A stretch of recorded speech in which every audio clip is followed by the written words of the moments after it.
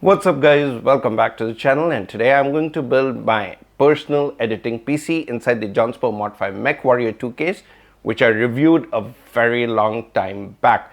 Now this is not going to be a comprehensive build video, but more of a one where I kind of show you guys how a custom liquid cooled PC would look inside this case using some b-roll, and towards the end I'm going to talk about the performance metrics, specifically with regards to the temperatures. Now before we go any further, I would also request you guys to make sure that you all are subscribed to the channel. Make sure you hit that like button and you share this video.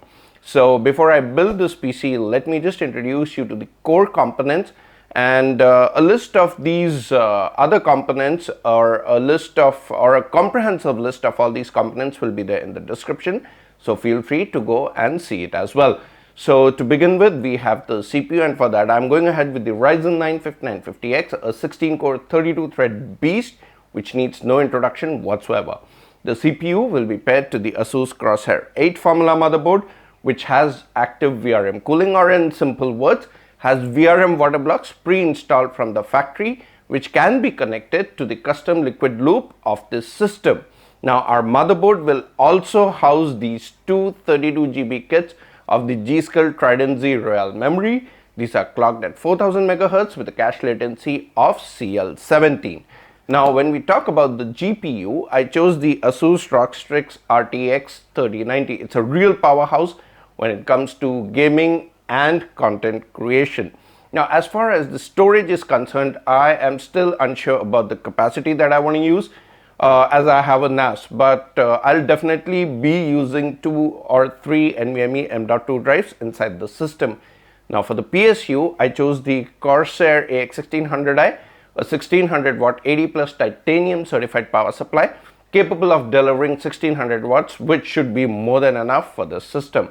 Now when it comes to cooling components, both CPU and GPU water block, the pump and the radiators, these are all from EK. Reservoir is a custom milled, and the fittings and pipes, these are from Barrow. So guys, these were the main core components that I'm going to be using inside the system.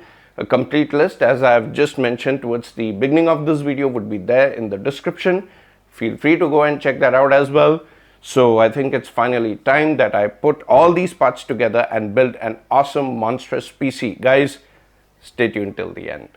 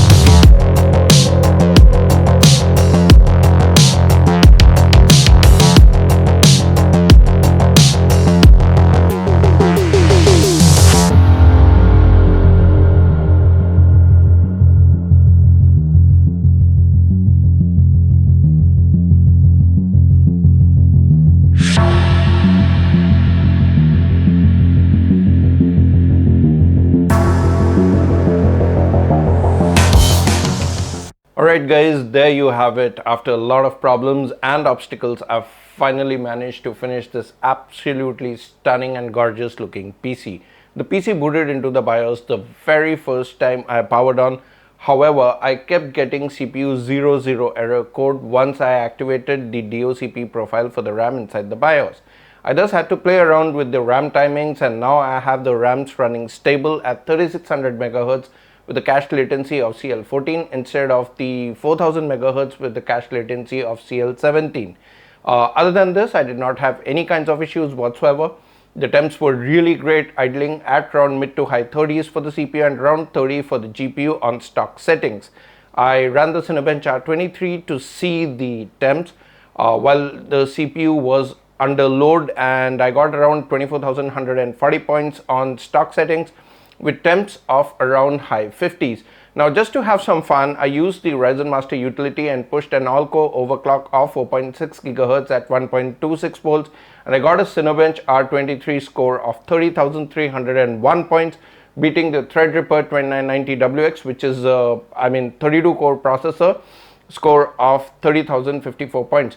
The temps this time were low to mid 70s. Even though this score is good, I still believe this chip has a lot more potential, and I'm going to play around with it a little bit more to see where I can land with it. Now, talking of the GPU, I did have some issues with regards to the backplate running really hot. This was mainly because there was no air blowing to the backplate or over the backplate, as the air from the radiators were escaping through the various openings on this case. It was kind of bothering me, so I bought an active cooling backplate from EK and installed it. Now there's a lot less heat generated inside the system, and I'm really very happy with the way the temps are looking now and the way the system looks overall. So guys, I hope you enjoyed today's video. I usually don't say this, but building this PC has driven me complete nuts, and I want you guys to subscribe and press that like button. And yes, down in the comment section below, do let me know what do you think about this build. Just curious to know what would you like to change inside this build as of now, just by looking at it. And speaking of the case, I'll soon have a full and final follow-up review of this case, probably in the next couple of days, so stay tuned for that as well. So guys, this is it for this time. As always, thanks for watching, and I'll see you in the next one. Until next time, stay happy, stay healthy, stay blessed. Bye-bye.